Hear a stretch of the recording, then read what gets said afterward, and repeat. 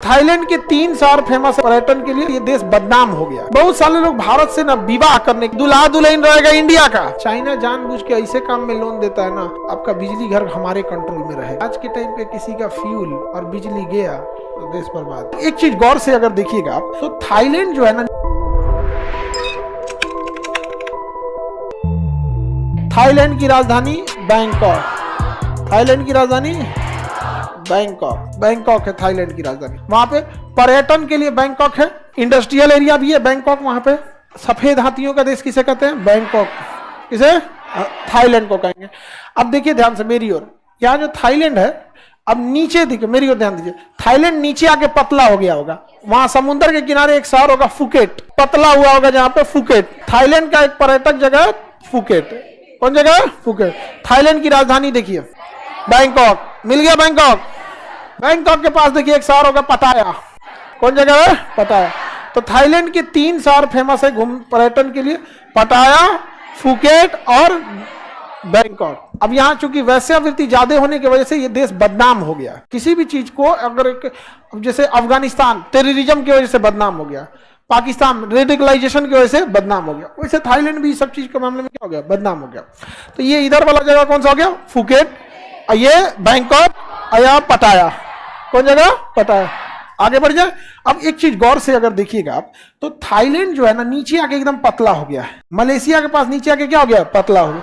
अब देखिए जहां फुकेट लिखा है ना, उसी के पास लिखा होगा करा स्थल संधि। वहां एक शहर भी है कराबी, कराबी एक शहर है।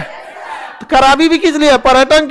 पर्यटक शहर है कराबी। बहुत सारे लोग भारत से ना विवाह करने के लिए डेस्टिनेशन मैरिज का एक प्रचलन आया है कि दूल्हा दुल्हन रहेगा इंडिया का, अब ब्याह करेगा कहीं और जाके, उसी क्या कहा जाता है? Destination marriage. Destination marriage.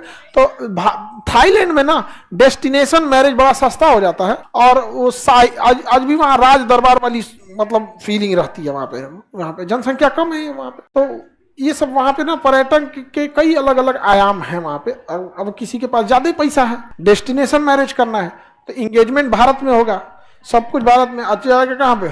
जहां जाना है, सिंगापुर जाए, कहीं जाए, कहीं जाए। लेकिन चूंकि यहाँ पे प्रचलन ये तेजी से बढ़ रहा है, तो क्रा स्थल संधि मिल गया। हाँ, अब देखिए ध्यान से, यहां से ये मलक्का जल संधि जाती है, सारी जहाजें इस मलक्का से होके जाती हैं। सारी जहाजें कहां से जाती हैं?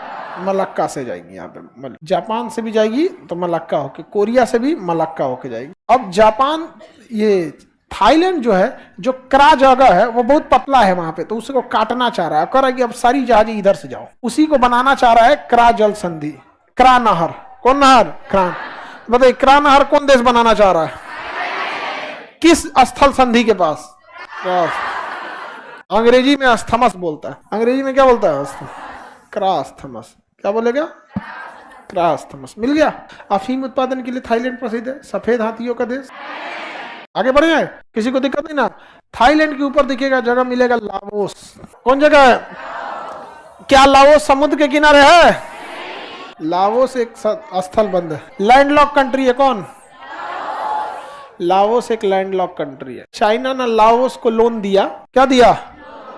चाइना जानबूझ के ऐसे काम में लोन देता है ना, जिसमें लोग बर्बाद हो जाते हैं। जैसे गांव में किसी को मछली पालन के लिए लोन दे दीजिए, वो बर्बाद हो जाएगा। कैसे कि उसको मछली पालने का कोई आइडिया है नहीं।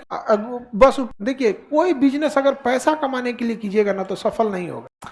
आप उस चीज के उत्पादन पे ध्यान दीजिए। जैसे मछली पालन है तो कितना उत्पादन हो रहा है, आप मछली का ख्याल रखें, मछली स्वस्थ होगी, ऑटोमेटिक हो जाएगा। अब हमारे पास विद्यार्थी आता है पढ़ने, सर यूपीएससी निकालना है, बीपीएससी निकालना है, तो कोई कहेगा दरोगा करना है ग्रेजुएशन में। अरे ये सारे एग्जाम में जीएस पूछता है, तुम ग्रेजुएशन में हो, जीएस मजबूत करो। जिनका जिनका रिजल्ट होगा उनका जीएस मजबूत होगा।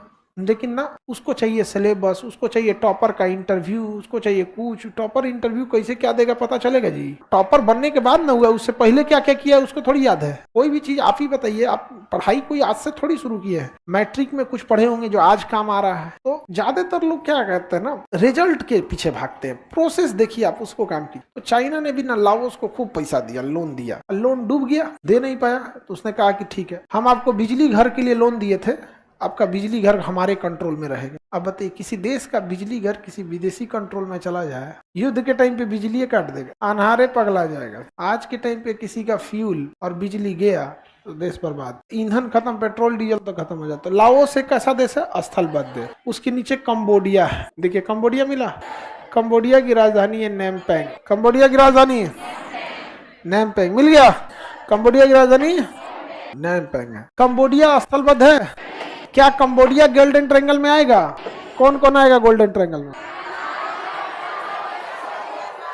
Myanmar, Thailand, Laos. Cambodia golden triangle में नहीं है, अर्थात यहाँ अफीम का उत्पादन नहीं होता।